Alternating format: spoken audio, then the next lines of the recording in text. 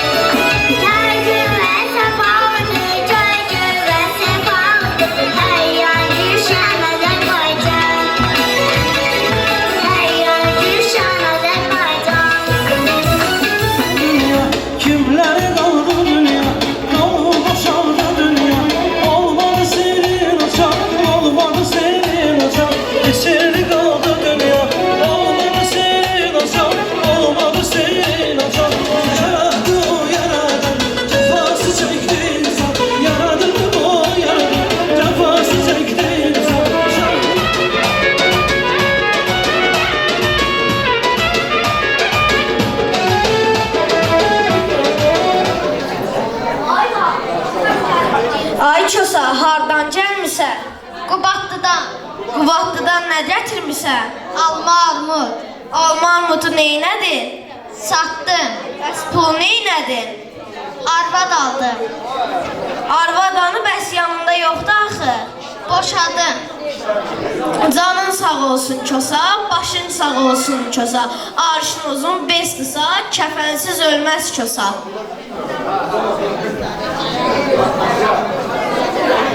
Əziz qonaqlar, əziz körpələr, hamımız yığışmışıq bir araya, amma Baharın gəlişinin əsas səbəbi səhnəmizdə yoxdur. Gəlin birlikdə Bahar qızını səhnəyə dəvət edək.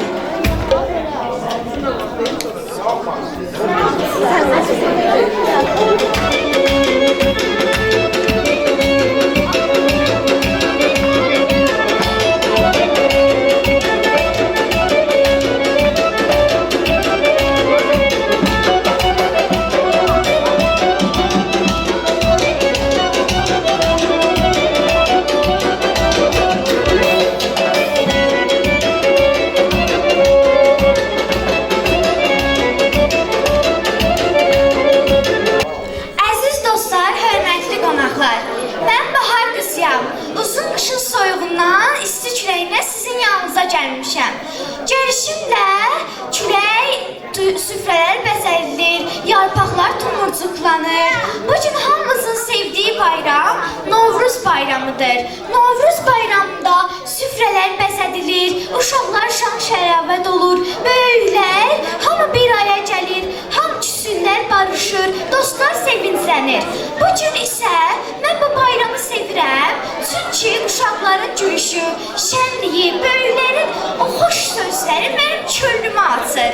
Qoy gəlişim hamımızda ruzi bərəkət, xoşbəxtlik, sevinç, arzu, hər mehribanlıq gətirsin. Süfrələriniz bərəkətli olsun.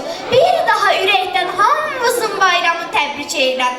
Novruz bayramınız mübarək olsun.